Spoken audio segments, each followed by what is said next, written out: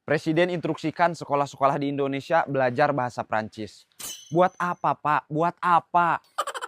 Kan orang-orang di desa nggak pakai bahasa Prancis. Lagian Bapak dulu ketemu Presiden Brazil, kita disuruh belajar bahasa Portugis.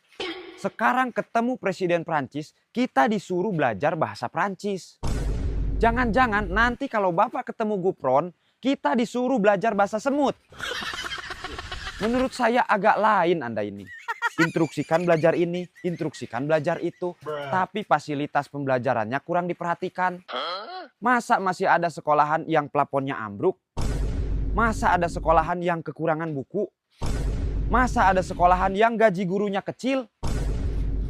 Harusnya kan perbaiki dulu fasilitasnya. Gratiskan pendidikannya. Manusiakan guru-gurunya. Anjay, udah cocok ya saya jadi menteri pendidikan. Transfer dulu lah.